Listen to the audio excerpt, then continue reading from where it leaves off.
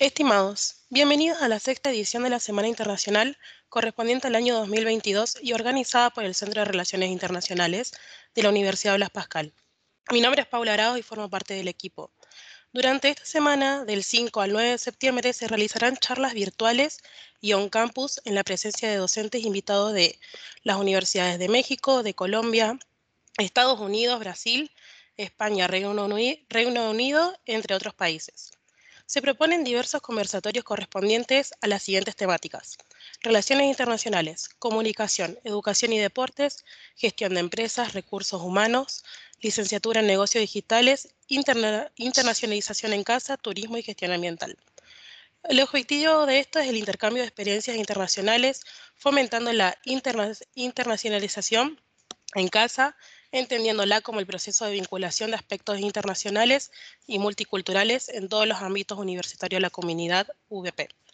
Presentamos al disertante, el doctor y máster en Ciencias de la Salud, Carlos Alberto Rubí Morales, de la Universidad de Anáhuac Mayab de Mérida, en México. Y también presentamos al director de carrera de la licenciatura en psicopedagogía, licenciatura en educación inicial, licenciatura en educación primaria y licenciatura en gestión de la educación en contexto de encierro de la Universidad Blas Pascal, el especialista Cruz Álvarez. Te damos la palabra, Cruz, para que presente más a profundidad la charla y el disertante. Gracias. Muy buenas tardes, muchísimas gracias por la presentación de ambos y agradecerles al CRI de la UBP por esta oportunidad de generar estos lazos entre las distintas universidades para tener esta semana internacional donde podemos aprovechar a disertantes presencialmente y virtualmente, logrando un hermanamiento entre estas universidades en pos de una mejora en la educación. En esta oportunidad, como bien fuiste presentando, nos acompaña un docente que se encarga de la gestión, Carlos Alberto Rubí Morales, como bien dije recién, un docente que se encarga de gestionar carreras de profesión nutriólogo, egresado de la Facultad de Medicina y maestro en Ciencias de la Salud. Título otorgado ambos por la Universidad Autónoma de Yucatán. También está certificado como coach internacional y como personal trainer. Profesionalmente se ha desempeñado en la administración pública y en la iniciativa privada. Cuenta con varios años de experiencia en la consulta privada también, la docencia y la investigación para la salud. Desde 2015 es consultor en diferentes empresas para el diseño, implementación y evaluación de programas de salud en ambientes laborales y comunidades académicas, lo cual es muy importante para tener en cuenta en relación a la ponencia que va a compartir en el día de hoy con nosotros. Carlos, bienvenido a la Universidad Blas Pascal y te escuchamos atentamente. Es importante recordar también que la presente disertación va a quedar grabada y a disposición de los estudiantes de la Universidad Blas Pascal y del público en general. Carlos, bienvenido. Gracias, gracias Cruz, gracias Paula. Es para mí de verdad un gusto tener con ustedes este pequeño espacio de acercamiento, aunque sea en la virtualidad, pero poder estrechar relaciones con universidades en el extranjero, universidades en Latinoamérica en general, para poder compartir experiencias y poder generar vinculación entre diferentes ámbitos académicos. Y bueno, lo que les traigo aquí es una pequeña parte de lo que he estado trabajando a nivel doctorado, y de lo cual desprendimos esta ponencia que titulo Educación para la Salud en un contexto de formación integral universitaria. Y bueno, como bien comentaron, de formación soy nutriólogo, tengo una maestría en Ciencias de la Salud y actualmente soy candidato a doctor en Ciencias de la Educación por la Universidad Anáhuac Campus Mérida, también como conocemos aquí de cariño le decimos Anáhuac Mayab. Y bueno, pues antes de comenzar, les presento un poco a lo que voy a dar respuesta a lo largo de esta charla. Primero vamos a ver qué es la formación integral. Vamos a continuar por qué surge este concepto de formación integral en los modelos educativos, algo que no es, ciertamente no es algo nuevo, pero por qué se dio esta necesidad de crear este nuevo enfoque educativo que es integral. ¿Qué beneficios podemos obtener a través de una educación integral o de una formación integral en nuestros estudiantes? Y finalmente les presento el caso que tenemos en nuestra Universidad Anáhuac Mérida, o como les decía, de cariño le decimos Anáhuac Mayambo. Pues para comenzar, la formación integral hay que comenzar a enmarcarla dentro de un proceso educativo, y se lo podemos llevar tanto a nivel superior como en un nivel básico, en un nivel medio superior, por ejemplo, aunque el boom se ha dado mucho más en las universidades, en la formación de licenciaturas. Entonces, el proceso educativo, como característica, tiene que ser dinámico, es decir, debe de irse adaptando, debe de ir cambiando, debe tener diferentes aristas, diferentes formas de abordarlo, y va a ser siempre pues, en función de la persona. Debe estar centrado en esta persona humana, y al estar centrado en la persona humana tiene que responder forzosa y necesariamente, por lo menos, a 4 dimensiones de la persona.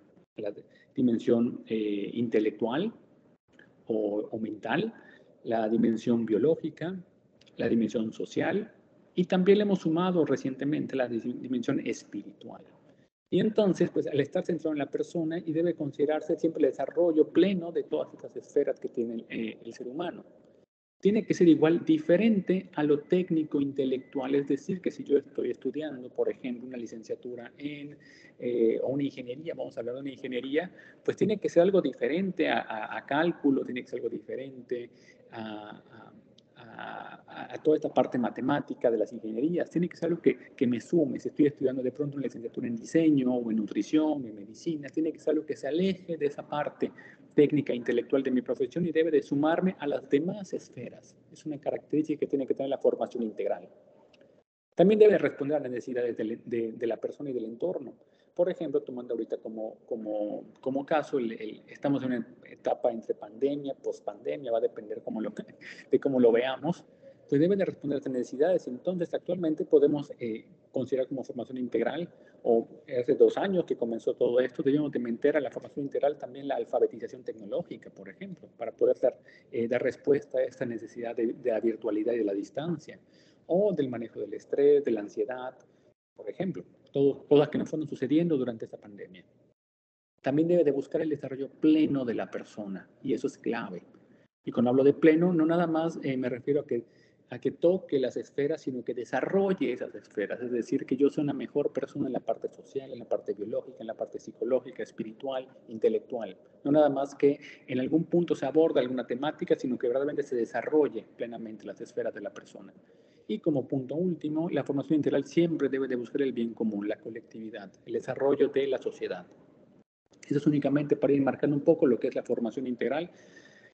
Y de ahí, bueno, ¿por qué surgió la formación integral? ¿Qué es lo que ha ido motivando a que en un inicio surja y se le haya ido actualizando y se haya ido manteniendo y adaptando hasta nuestras fechas? En un inicio, pues el motivante era promover el desarrollo económico y el desarrollo social de la población, de la sociedad. ¿Cómo se lograba esto? ¿Cómo se pretendía? Pues a través de forjar una conciencia cívica y democrática, a través de desarrollar el sentido de justicia, de respeto y de favorecer la identidad nacional. Ahí fue donde comenzó la formación integral en un inicio. Posteriormente y actualmente ya eso es algo que debe de estar y que se da por sentado que tiene que ser en cualquier universitario que estemos egresando, que estemos formando. Actualmente lo que queremos entonces es formar mejores personas, que desde luego que abonen el desarrollo económico, social, que sean buenas personas, que tengan una conciencia cívica, sentido de respeto, la conciencia democrática, sí, pero además deben de ser mejores personas a través del desarrollo artístico, del desarrollo cultural, la parte deportiva, tecnológica, espiritual, social, emocional, a través de este desarrollo de inteligencias múltiples. Sabemos que no nada más tenemos una inteligencia, tenemos diferentes inteligencias y hay que desarrollarlas también. Personas más productivas y finalmente hay autores que nos dicen que inclusive personas más felices. Entonces, eso hacia donde debemos de ir caminando o hacia donde ya estamos actualmente, dependiendo de la institución, manejando o abordando esto de la formación integral. ¿Qué beneficios es lo que se espera obtener? O sea, vaya, ¿por qué fue que surge? ¿Qué beneficios se obtienen cuando como institución yo formo a mis estudiantes a través de un enfoque integral? Bueno, pues lo primero y lo que más estamos acostumbrados es a decir que tienen un perfil amplio, es decir, no nada más estoy enfocado a una disciplina o a unas competencias técnicas propias de mi profesión, sino que además tengo una visión un poco más amplia que me permite conocer un poco de la parte cultural, de la parte internacional, de la parte global, de sustentabilidad. También tengo una visión un poquito, o habilidades de comunicación mejores, etc. Es un perfil amplio, lo que nos debe de en una primera instancia, de atraer de esto de la formación integral. Pero igual, como comentaba, nos debe de ayudar al desarrollo de inteligencias múltiples, las inteligencias espaciales, las interpersonales, de la comunicación, la emocional, etcétera. Todas las inteligencias tenemos que desarrollarlas junto con la persona para que sean mejores personas justamente. También nos va a permitir desarrollar competencias profesionales fuera de la caja. Si únicamente yo me enfoco a lo que mi profesión o a lo que mi carrera, mi licenciatura me está dando, pues voy a ser finalmente un profesionista más de los que se están formando.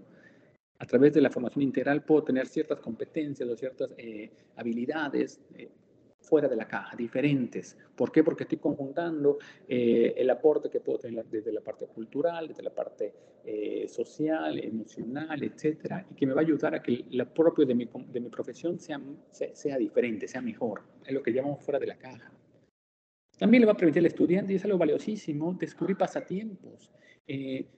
Tenemos estudiantes que de pronto toman las materias de, no sé, cocina italiana, cocina mexicana, que tenemos de pronto acá como asignaturas, y eso finalmente logran descubrir al estudiante que le gusta la cocina, cuando finalmente algunas veces la cargaron porque no había cupo en otra materia y llevan cocina mexicana, por ejemplo.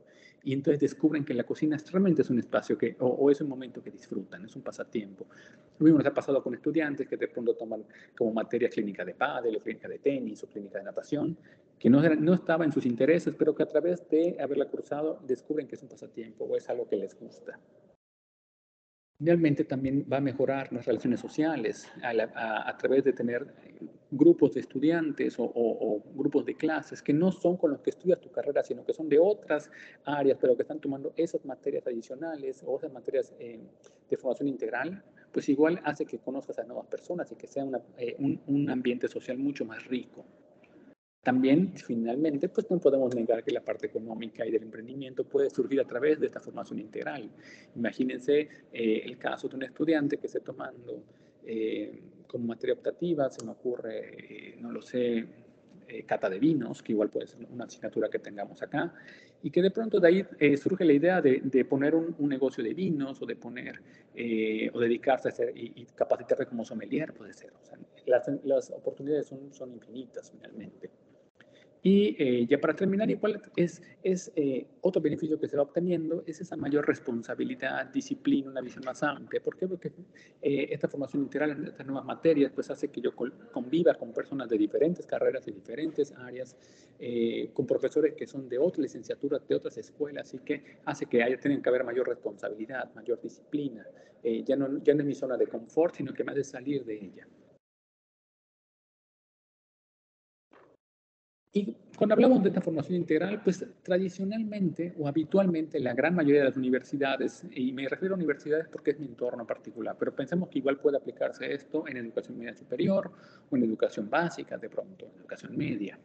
Y entonces vamos a pensar que las instituciones educativas que se jacten de proveer una formación integral a sus estudiantes, pues normalmente suelen incluir clases deportivas, asignaturas o eventos culturales, clases o talleres de diferentes a la profesión, o aquí voy a permitirme aclarar, no hablamos de la profesión, pero podemos hablar del grado académico que se esté cursando o del área que se esté estudiando.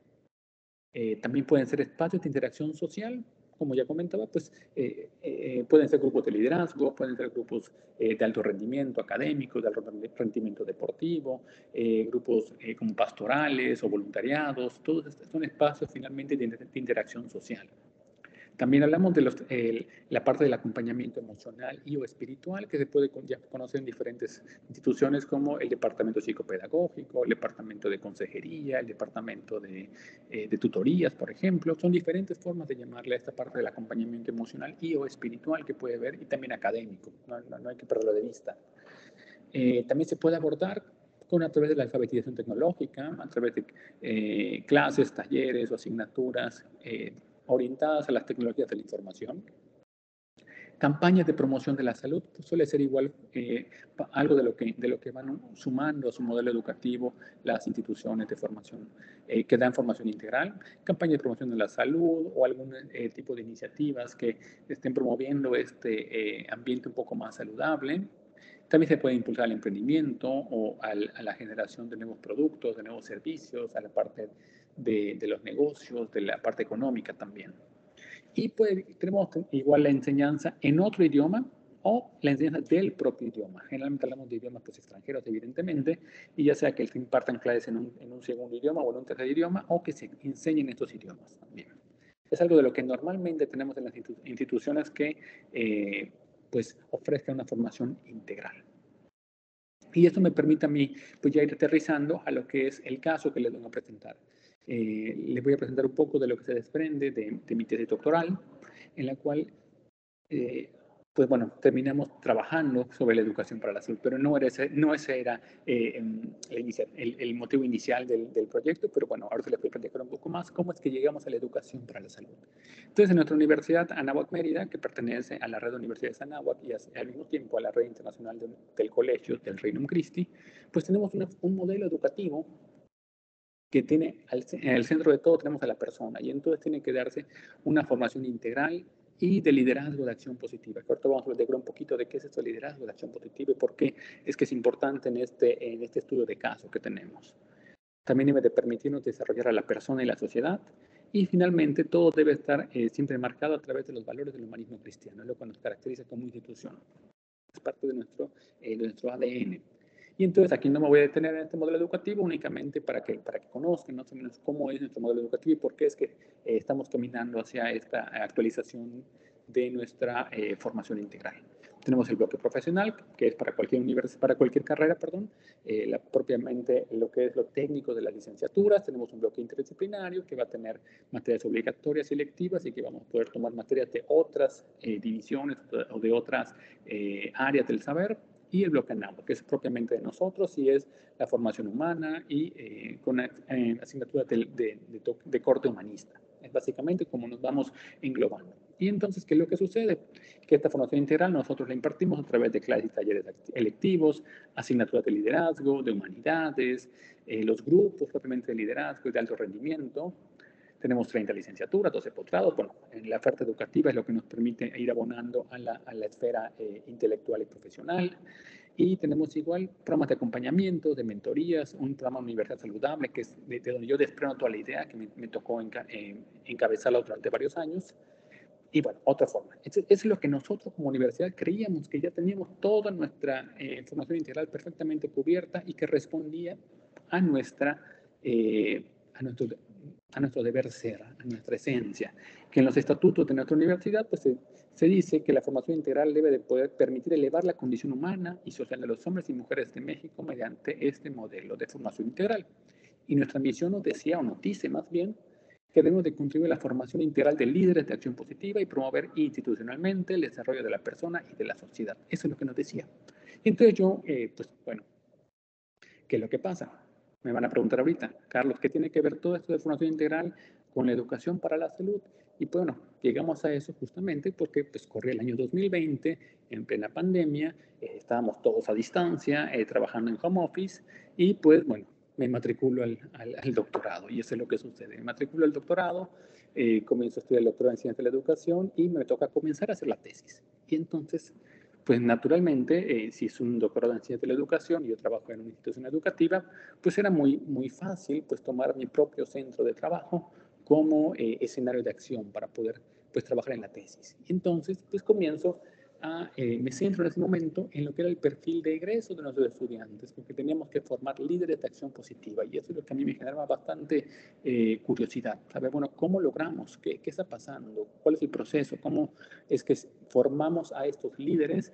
Y bueno, pues si los líderes los formamos a través de la formación integral, pues entonces tenía yo que estudiar un poquito esa formación integral y comienzo entonces pues a tener un proyecto de investigación. Y es lo que les vengo a presentar brevemente. Que la metodología que se utilizó fue la metodología de investigación-acción, que sí lleva dos fases. Para aquellos que estén familiarizados, pues tenemos la primera fase, que es la del diagnóstico, y la segunda fase, que es propiamente ya la de la intervención o la acción. Iniciamos el proyecto de investigación en enero de 2021 y se pretende concluirlo aproximadamente en junio de 2023, ya con la parte de la intervención de este proyecto. En esta primera fase, nuestro objetivo era identificar las teorías prácticas que determinan la manera en que la universidad, a través de quienes, pues de los directivos, los docentes y los académicos, contribuimos a la formación de estos líderes de acción positiva. Hasta ahí, todo iba muy bien, no habíamos tocado educación para la salud y ni siquiera teníamos ni idea de que eso iba a ser una necesidad. Y entonces, bueno, nos planteamos la metodología y para hacer una metodología de corte cualitativo. La investigación aquí se enmarca dentro de las metodologías cualitativas, entonces pues se tenía que hacer una búsqueda exhaustiva a través de entrevistas, observaciones, autorreportes, grupos de discusión y bueno, pues me doy a la tarea de entrevistar a directivos desde los vicerrectores, colegio rectoral, hasta directores de escuelas, directores de departamentos y de áreas. También entrevisto a docentes y ahí me voy a docentes de tiempo completo, docentes de tiempo parcial, docentes de asignatura, todos. Intento ir agarrando de diferentes áreas, de diferentes licenciaturas, escuelas. También hago autorreportes y ahí, bueno, los equipos de trabajo, quienes voluntariamente querían participar, podían ya dar respuesta a ciertos planteamientos a través de su propia experiencia y ahora sí que a puño y letra iban llenando todo cuanto quisieran, un autorreporte. Y la última parte, pues estuve trabajando con estudiantes de diferentes semestres, diferentes licenciaturas, a través de grupos de discusión.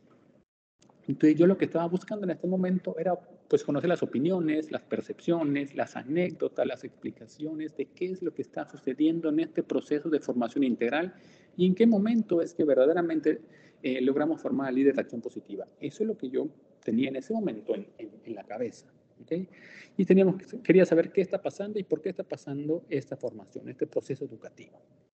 Y lo que sucede, pues es lo que justamente nos genera un cortocircuito a mi directora de tesis y a mí en ese momento cuando pues obtenemos en la información, ya tenemos reportes, narrativas, reportes, anécdotas, casos registrados también de estudiantes con abuso con reportes de abuso de alcohol, de sustancias dopantes o psicoactivas, de desórdenes alimenticios, de tabaquismo, de obesidad, de ansiedad, de depresión, bueno, un abanico de situaciones de salud que, si bien estaban ahí, no éramos conscientes hasta que no sale directamente a través de un proceso de investigación. Entonces, eso, una vez que aparece todo esto, pues es imposible decir, pues yo vine a trabajar únicamente en la formación de líder de acción positiva y voy a ignorar esto. Sobre todo considerando que mi formación de base es en salud, soy nutriólogo y tengo una maestría en ciencias de la salud. Entonces yo no podía ya ignorar este nuevo detalle de todo este acervo de reportes de problemas de salud. Y es entonces cuando tenemos que darle un giro a la investigación y pues ateniéndonos a la metodología de investigación-acción, que es lo que teníamos en este proyecto, pues la necesidad ya no era el perfil de acción positiva, sino ya era la salud. Y es entonces lo que nos lleva a hacer un alto completamente y analizar de qué manera puedo yo ser armónico en el cumplimiento de mi misión institucional, puedo ser armónico en el cumplimiento de mi razón de ser en los estatutos de la universidad y además de qué manera logro también darle solución a estos problemas de salud que se están presentando, que me están ya manifestando docentes, alumnos, académicos, directores. Y es lo que, pues, estudiando, leyendo, buscando en la literatura, nos damos cuenta que la clave o la respuesta a estos problemas está en la educación para la salud. La educación para la salud pues, es parte de la promoción para la salud, que es como el paraguas grande en la promoción para la salud. Pues, uno de los campos que abarca es la educación para la salud. Es la forma más sistematizada y pedagógicamente estructurada para poder brindar herramientas e información útil para que las personas sean capaces de promover un estado de autocuidado. Y entonces, pues aquí la definición de lo que es la educación para la salud es un proceso que prepara a la persona para que pueda autogestionar sus conductas y estilos de vida, de tal forma que le permite modificar los factores que condicionan su salud y cuyo último fin que busca y que persigue va a ser promover el autocuidado y el bienestar, tanto individual como colectivo. Hasta este punto, esto es totalmente armónico con nuestra misión institucional, entonces pues no había ningún problema. Además, esta educación para la salud se considera que es una herramienta sostenible para promover ambientes saludables, productivos y orientados al desarrollo de la persona y de la comunidad. Y esto es algo que pues, llega a confirmar aún más que esto es lo que teníamos que trabajar en nuestra institución. Bueno, hablamos un poquito más de la educación para la salud. Algunos de los elementos constituyentes, pero que puede tener muchas más acepciones, pues es la salud dental, la salud nutricional, la prevención de adicciones, la salud sexual y reproductiva, la prevención de enfermedades crónicas no transmisibles, la salud mental y emocional, los ambientes sociales saludables y solidarios. Y desde aquí, pues va un poquito igual con la prevención de estos violencia de género también, están en ambientes sociales saludables, la conciencia ecológica, la práctica deportiva cotidiana, la meditación y aquí me pregunto igual aclarar, puede ser meditación, como puede ser la oración o lo que igual se puede definir como un estado de paz interior. Por mencionar algunos de los muchos elementos que pueden constituir esta educación para la salud. Y esto no es algo que verdaderamente a mí se me ocurrió, ni que se le ocurrió de pronto aquí a los autores, sino que es algo que ya viene desde mucho antes. Y entonces tenemos, nos enmarcamos en los acuerdos y declaraciones internacionales y oficiales. Comenzando de la Carta de Ottawa, que nos hablaba de la promoción para la salud, partiendo, hasta la Carta de Ginebra, que es la más reciente que tenemos en 2021, que ahí nos habla propiamente de estar preparados para nuevas pandemias. Pero en la que me quiero enfocar un poquito es en la Declaración de Shanghái en 2016. Recordemos que este proyecto de investigación pues comenzó en el enero de 2021 y la Carta de Ginebra sale mucho después. Entonces todavía no existía cuando hicimos la revisión original e inicial, pero sí nos quedamos con la Declaración de Shanghái, que en ese momento es la única hasta el día de hoy que específicamente se enfoca en la educación para la salud. Antes de esta declaración hablábamos de promoción de la salud, hablábamos de promoción de entornos saludables, hablábamos de medicina preventiva, prevención de enfermedades, etc. Pero hoy propiamente ya con la concepción de educación para la salud surge en esta declaración de Shanghái en 2016, donde ya se exhorta y se establece que la educación para la salud pues es fundamental para un desarrollo sostenible, que las ciudades y comunidades son entornos esenciales y necesarios para la salud, que la salud empodera y fomenta la equidad. Cuando educamos a nuestra población, a nuestro estudiante, con una perspectiva de salud, pues vamos a tener una persona que puede hacerse cargo de sí mismo, puede hacerse cargo de sus condiciones de salud, puede prevenir enfermedades y eso va a permitir igual fomentar la equidad. Y vamos aquí a hablar de equidad entre aquellas personas que tienen mejores condiciones de vida, mejores condiciones socioeconómicas, pues suelen tener mejores resultados o mejores estados de salud en muchas ocasiones. Sin embargo, aquellos que no reciben esta educación para la salud están en desventaja.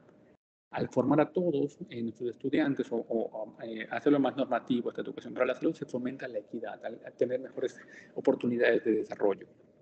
También nos habla de que los conocimientos sanitarios son un determinante fundamental de la salud. Es decir, el estado de salud va a depender también de qué tanto sé. Las personas que saben más en salud o de temas de prevención de enfermedades, pues van a tener evidentemente un mejor estado de salud. Y bueno, pues, ¿qué es lo que se logra a través de la educación para la salud? Entonces, bueno, se ha demostrado que la educación para la salud reduce la carga propiamente, y valga la redundancia, al sistema sanitario. ¿Y eso cómo se logra? Pues al tener mayor información, mejores herramientas, pues prevengo la incidencia de nuevas enfermedades. Y al prevenir nuevas enfermedades, pues también voy a reducir esa asistencia o esa demanda del sistema de salud. También vamos a reducir las incapacidades por enfermedades y las pensiones prematuras por incapacidad propiamente laboral ya. Entonces, que tenemos una población que va a ser más productiva por más tiempo. También se reduce el gasto familiar, es decir, ya lo que se nos puede ir en médicos, hospitalizaciones, terapias, etcétera, pues se va a reducir. Al reducir el gasto familiar en salud, tenemos mayores recursos para gastar en otros rubros, como puede ser la alimentación, como puede ser la vivienda, el esparcimiento o el recreo, etcétera, la educación en general. Y también se incentiva la economía familiar, pues al gastar menos en salud, pues puedo tener mejores ingresos o puedo tener más personas en la misma familia que sean productivas, no están enfermas, no están incapacitadas, entonces la economía familiar también se ve favorecida. ¿Qué otro podemos lograr a través de la educación para la salud? Pues también se ha visto que se incrementa la productividad y el rendimiento cognitivo y físico, y diferentes autores lo han demostrado así. Si tomamos, por ejemplo, una fábrica o una empresa y tenemos personas o tenemos una buena cantidad de nuestras personas, de nuestros trabajadores con obesidad, con dislipidemias, con hipertensión, con diabetes, descontrolados, por ejemplo, es más frecuente que hayan accidentes, que hayan descuidos. ¿Por qué? Porque la atención mental no está plenamente canalizada por el desajuste que tenemos hormonal. También se va a promover redes de difusión y de colaboración a través de la educación para la salud. ¿Por qué? Porque generalmente la educación para la salud tiene un efecto de andamiaje educativo. Lo que yo sé y que me sirve, que me funciona, tiendo a compartirlo con mi gente cercana, con mis seres queridos, mis compañeros. También se incrementa la esperanza de vida y la vida productiva. Pues esto es muy sencillo. Si tenemos personas que se enferman menos, pues es muy probable que haya menos complicaciones y que tengamos mayor esperanza de vida, y con eso se alarga igual la vida productiva, la capacidad de generar recursos, generar dividendos en pro de mi familia o de la sociedad en la que me integro.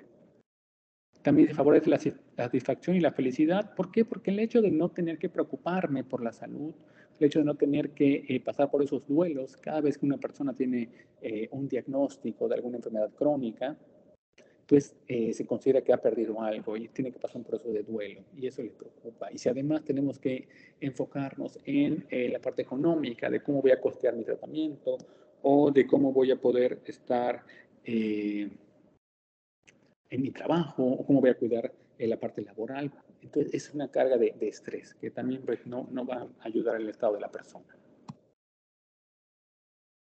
Y esto todo está evidenciado, pues diferentes autores nos han concluido que la educación para la salud va a brindar conocimientos y herramientas útiles y aplicables, aplicables a las diferentes realidades de las personas. Es decir, no va a ser lo mismo lo que para una persona es necesario para mejorar su salud que para otra. Uno puede ser que tengan necesidades de salud mental, pero otro lo va a tener en salud biológica o en salud espiritual. De pronto vamos a tener diferentes situaciones. Y al mismo tiempo las colectividades se van a ir organizando y van a ir complementando esos conocimientos y las necesidades para poder tener un entorno mucho más saludable y mucho más productivo. También se ha determinado que la educación para la salud favorece el desarrollo del potencial humano desde la salud plena. Cuando contamos con un estado de salud, cuando todas mis esferas están en equilibrio, pues yo puedo desarrollarme plenamente en todas mis esferas también. También se sabe que las universidades o los centros educativos son los sitios o los lugares idóneos para promover esta educación para la salud.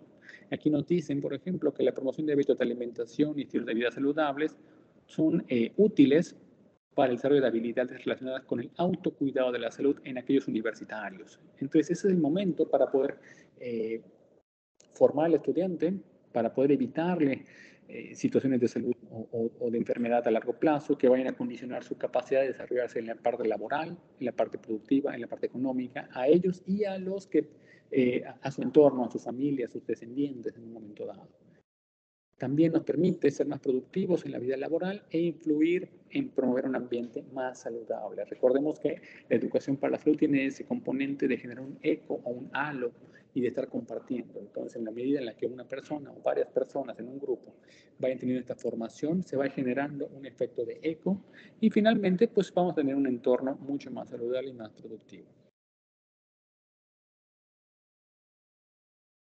En ese sentido, ¿qué es lo que podemos hacer? Y esto es importante. No podemos abordar la educación para la salud de una sola manera, ni tampoco, como decimos coloquialmente, de golpe. O sea, tenemos que ir planteando diferentes estrategias o diferentes elementos que podemos ir de una manera u otra abonando a este entorno de educación para la salud en nuestras universidades. Lo primero es que debemos considerar la educación para la salud como un elemento más de los ejes formativos. No relegarlo a algo optativo, no relegarlo a algo que si alguien que si quiere o que si puede, pues lo reciba, y quien no lo quiera, pues no lo recibe, porque eso no únicamente va a incentivar más la desigualdad.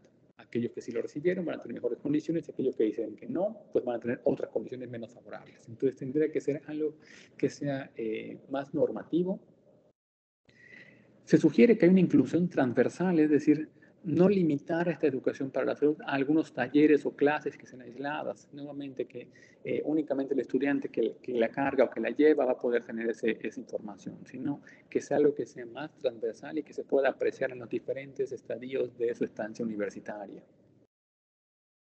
Una forma en la que se puede llevar la educación para la salud es a través de la aplicación del tema en diferentes asignaturas, con o sin relación directa con la salud.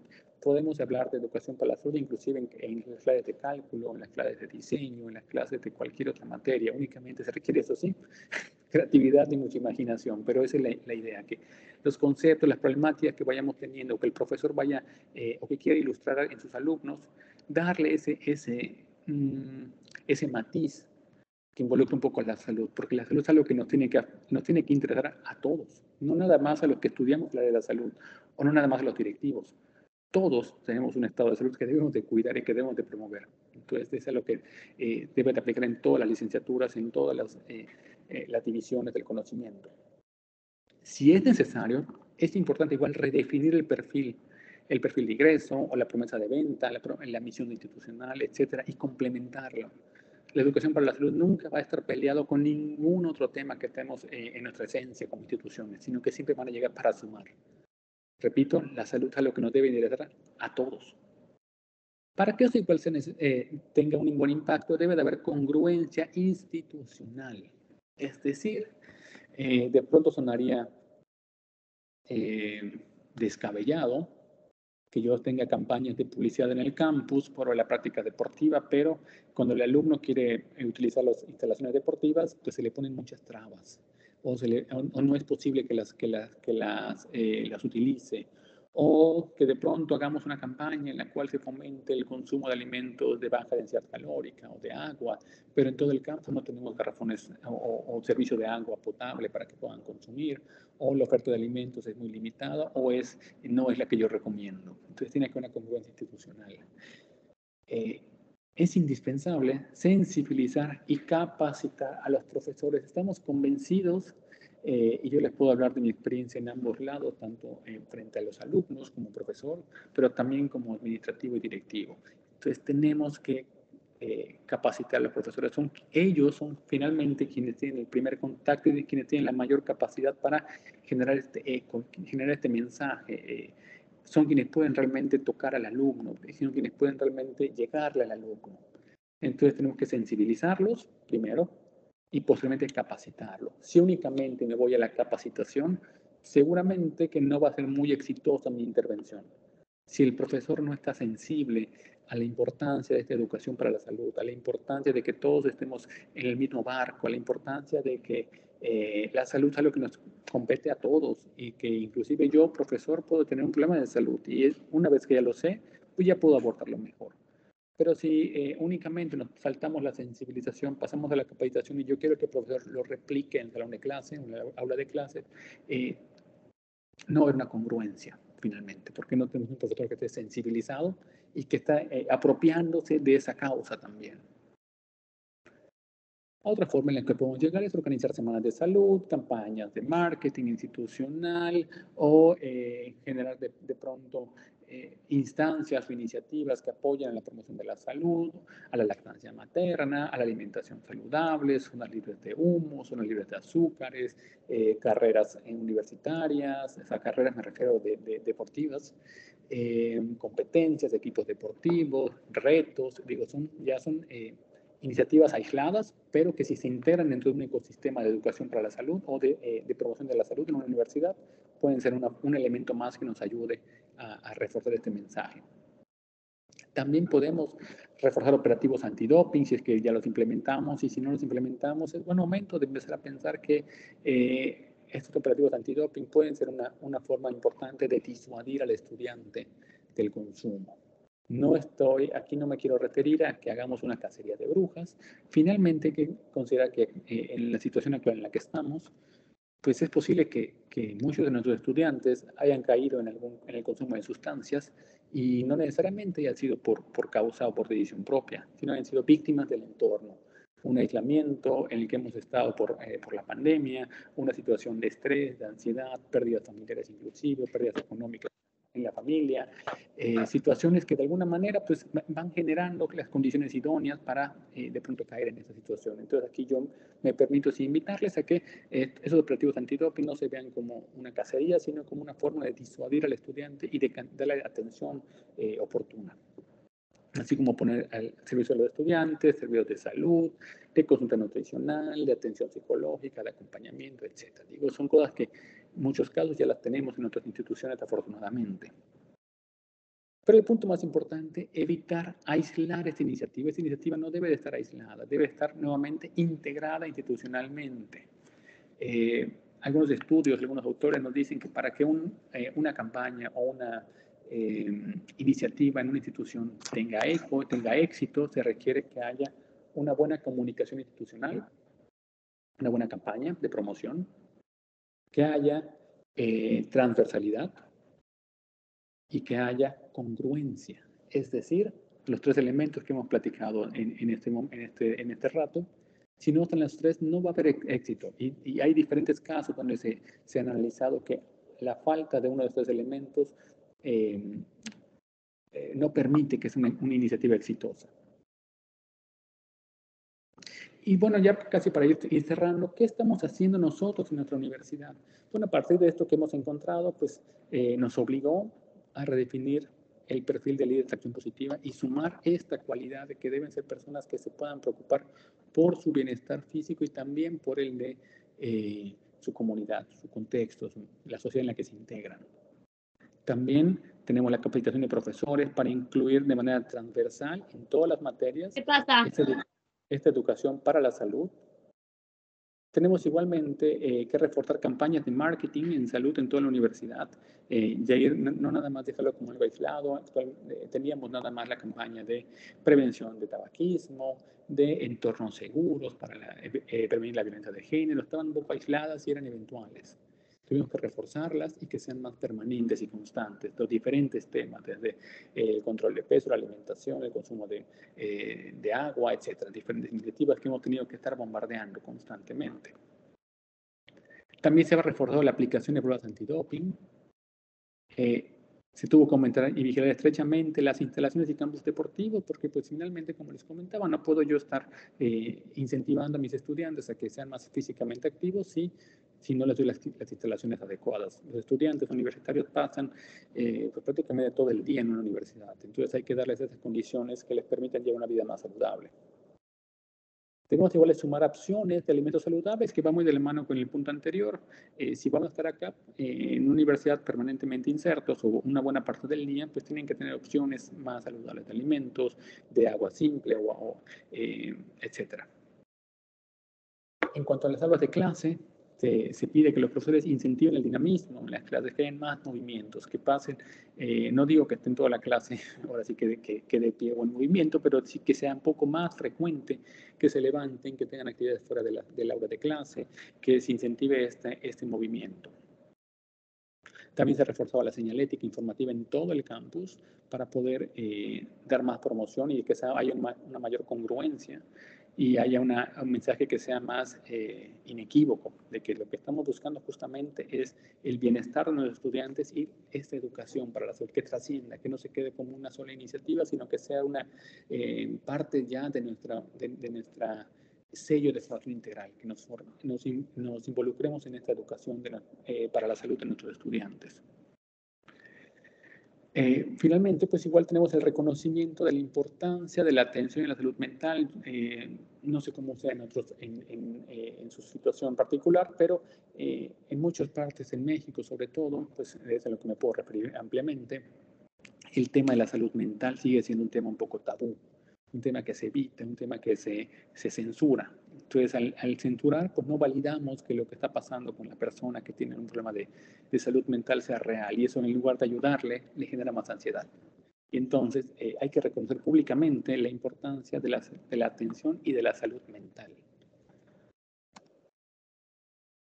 Y bueno, ya para ir concluyendo, esa reflexión en la que nos dice que las universidades deben tener un doble papel en la formación de los estudiantes.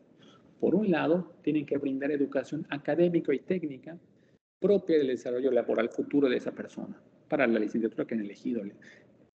Y también, por otro lado, tienen que ofrecer una formación integral a través de habilidades blandas, de una visión global y sustentable, de conocimientos que les permitan transformar la realidad de su entorno, como son los problemas de salud propios y de la comunidad en la que están insertos. Con esto me permito terminar y cualquier pregunta, cualquier duda, estoy para escucharles. Bueno, Carlos, muchísimas gracias. Ha sido muy, muy claro. Y ahí estuve recuperando algunas preguntas como para tener presente en base a lo que se fue presentando, ¿no? Una de las dudas es cómo serían las mentorías. Estas mentorías que vos comentaste ahí en el proyecto. Porque, bueno, la impronta de la palabra mentor, ¿no? Tiene toda su trayectoria. Sí, bueno, aquí en la universidad tenemos el programa de mentorías que es básicamente, pues que es de reciente creación, puesto que si bien ya existía desde el 2018, si no me equivoco, se reformó justamente a raíz de la pandemia. En 2020 se tiene que refrescar, se tiene que reformar, migra al entorno virtual y tenemos un programa ya establecido con herramientas e instrumentos que nos permite ir canalizando al estudiante a lo largo de sus diferentes etapas de desarrollo en la universidad. Es decir, no es el mismo programa de mentorías que lleva los primeros 3 semestres que los siguientes 3 ni que los últimos 3. O sea, va mejorando, va cambiando, va enfocando en diferentes áreas de la persona. Estas mentorías las hace obviamente un mentor y este mentor tiene que llevar un proceso de capacitación constante todos los martes invariablemente de 1 de la tarde a 2 y media de 1 a 2 y media de la tarde, perdón, es sesión de capacitación de mentorías, perdón, para mentores, y es una formación constante que lleva el profesor, así como lo implementamos acá. Igual tiene un carácter normativo, sobre todo para los primeros semestres. En los primeros semestres es obligatorio que asistan con su mentor, así como en un origen era con su tutor, que esa figura del tutor pues se ha ido reemplazando por este mentor, que les acompaña en toda la carrera. Al inicio, repito, es obligatorio, primeros 3 semestres y después va siendo voluntario. Y lo que hemos visto es que cuando se implementa adecuadamente el programa de mentorías, al dejar de ser obligatorio, el alumno continúa. Ya no se requiere la obligatoriedad para que continúe ya por gusto y por decisión. O sea que se ha modificado el rol del tutor por el rol del mentor. Es y ha correcto. dejado de ser algo obligatorio para ser algo electivo. Después del tercer semestre se vuelve ya optativo y hemos visto que el alumno ya voluntariamente lo busca. Al un inicio no lo va a buscar el estudiante hasta que se le da, pues, como decimos coloquialmente, una probadita y ve que verdaderamente le ayuda a ver más claramente su panorama, a tomar decisiones más acertadas, a ser más consciente de sí mismo y de todas sus dimensiones, entonces ya voluntariamente busca el apoyo. Bien, perfecto. Bueno, otra de las preguntas ahí como que está dando vueltas es esto de que comentaste sobre la educación integral, ¿sí?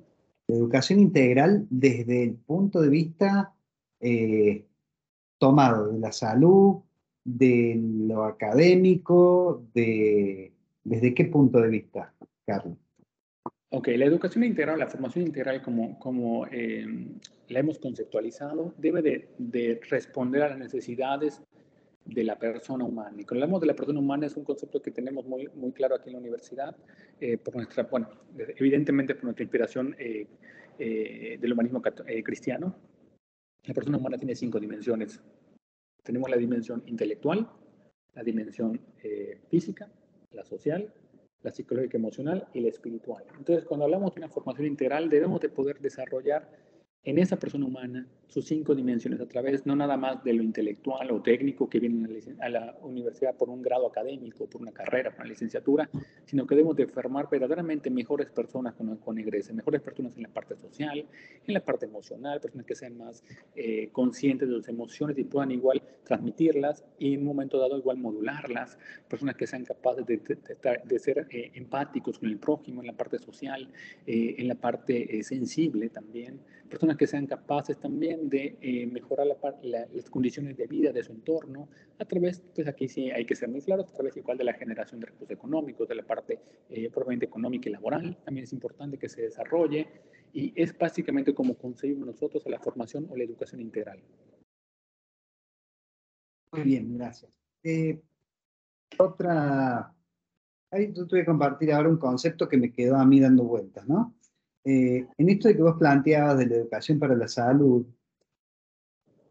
yo pensaba lo siguiente: si tomamos como política de gobierno y lo establecemos a esto de una fuerte apuesta desde los recursos, ¿no? Tanto económicos como humanos eh, para incrementar la educación para la salud, ¿no?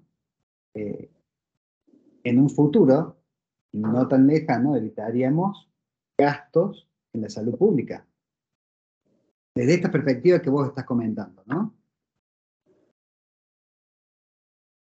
¿Vos qué Perdón, opinas? Sí. sí, no, perdón, sí, ya, creí que continuaba la pregunta. Sí, evidentemente, el momento de, yo lo veo más como una inversión que hacemos. Hemos invertido en otras ocasiones, por ejemplo, no lo sé, en reforzar la seguridad pública, en reforzar de pronto las políticas de asistencialismo, etcétera, por mencionar algunas políticas públicas que pueden existir. Pero si verdaderamente la inversión va hacia la educación y particularmente la educación para la salud, podemos tener mayor rendimiento, si lo vemos en términos de inversión, mayor rendimiento, podemos tener mejores ciudadanos, personas más responsables, personas más conscientes de sí mismos y de su entorno, personas que se enfermen menos, y al enfermarse menos, pues consumen menos recursos del sistema de salud y también van a producir más porque hay menos incapacidades, hay menos pensiones prematuras, tenemos es un ganar-ganar asegurado, totalmente.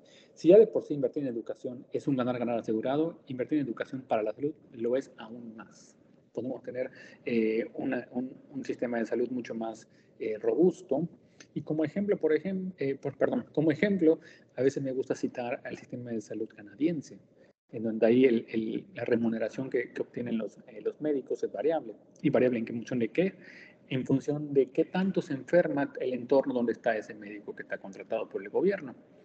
Mientras más se enferma, el pago o las ganancias del médico es más bajas. Mientras menos se enferma la comunidad, le van a ganar pagando más, tienen mayores bonos.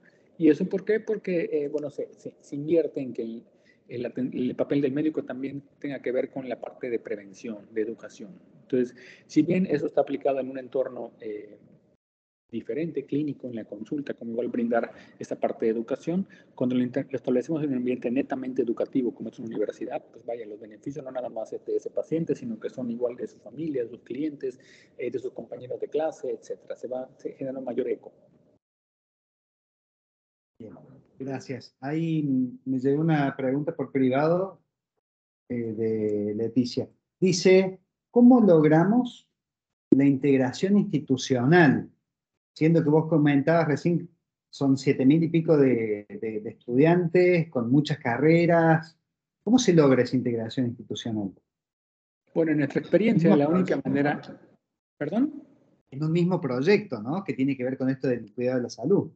Correcto. En nuestra experiencia, bueno, la iniciativa, creo que lo comenté en algún momento, al inicio, partió el origen, ahora sí que, sí, el origen de todo esto, que pues fue igual un poco casuístico. Cuando yo me entré a la universidad, una de las encomiendas que tengo es liderar el programa de Universidad Saludable. Y ese programa comenzó únicamente como una iniciativa de la Escuela de Nutrición. Esa Escuela de Nutrición poco a poco fue generando eco ese programa y entonces hasta que llegó a los oídos de la rectoría, porque no estaba todavía institucionalizado. Al rectoría institucionalizar este programa porque ve que verdaderamente hay beneficios tangibles y que verdaderamente es algo pertinente como una universidad que nos preciamos de cuidar a la persona de todas sus esferas, pues entonces ahí comienza ya ese compromiso. La única manera de institucionalizar algo es cuando hay el compromiso desde las esferas más altas y va bajando hasta los niveles inferiores o operativos. Bien, perfecto. Bueno, vamos a una última pregunta y ya daríamos por concluida esta hermosa charla que ha quedado para seguir trabajando. Seguramente vamos a invitar en algún otro momento porque es un proyecto integral, como bien lo planteaste vos en el título de esta ponencia, y tiene que ver con esta última pregunta, ¿no? Educación para la salud, ¿podría ser una materia transversal en todas las carreras? Sería magnífico. Digo, no tenemos aún esa figura nosotros acá como una materia transversal. Yo diría que sería mi sueño ideal, que sea una materia transversal. Digo, por cuestiones de normatividad y legales, pues no es tan sencillo, al menos en nuestra situación, cambiar los planes de estudio, porque esto implica ya a la Secretaría de Educación Pública, una serie de tramitología legal. Pero ¿qué sí hemos podido hacer? Generar esta transversalidad a través de la capacitación de profesores que en sus materias vayan sumando cualquier tipo de ejemplo, de caso, de tarea, que vayan teniendo esta perspectiva de salud. Es una forma, las campañas de marketing en salud en toda la universidad, la señalética, la misma congruencia en las actividades que vamos haciendo. Yo creo que es una forma en la que podemos. Idealmente sería perfectamente una materia transversal que abarque todas las licenciaturas y que sea a lo largo de toda la carrera. Eso sería lo ideal y sería de verdad que un sueño. Bien, ahí me acaba de entrar otra pregunta por privado. Jorgelina es acompañante terapéutico, que acá es una figura que trabaja, bueno, en lo que es el sector de la inclusión, ¿sí? Y trabaja en los que son los niveles primarios e inicial, ¿sí? De lo que es la educación en Argentina. Consulta, ¿esta educación para la salud se podría traspolar a estos niveles también? Sí, sin duda alguna, no nada más se podría, se debe y se tiene que hacer en algún punto. Quizá no, a veces nos toma por sorpresa y no sabemos ni cómo manejarlo, ni cómo comerlo, ni cómo hacerlo, pero de que es una tarea que tenemos que hacer todos, sí, tenemos que, justamente la educación para la salud tiene que tener igual como característica la inclusión, porque repito, perdón, les comentaba en un inicio, y a lo largo de la charla, que la salud es algo que nos debe de importar a todos. No importa si soy directivo, si soy niño, adulto, adolescente, estudiante, profesor o personal de limpieza. Eso no importa. Todos somos personas y todos tenemos un estado de salud. Y entonces es algo que debemos de adecuar a cualquier nivel y a cualquier circunstancia. Bien, perfecto. Bueno, muchísimas gracias, Carlos. Yo creo que ya hemos respondido a todas las preguntas. Bueno, y le damos la palabra a Paola para que haga el cierre. Y bueno, agradecido nuevamente y queda el contacto para que en otra oportunidad te podamos volver a invitar. ¿Sí? Muchas gracias, muy amable. Claro que sí, muchas gracias. Agradecerle una vez más, profe, muy interesante la charla y nada, recordarles que estamos en la 6ª edición de la Semana Internacional este año y en la semana se van a seguir dando charlas, así que están todos más que invitados a unirse. Hay tanto charlas virtuales como presenciales acá en el campus y eso, una vez más, profe, gracias. Gracias por aceptar la invitación y nos veremos. Hasta luego, mucho gusto. Hasta luego.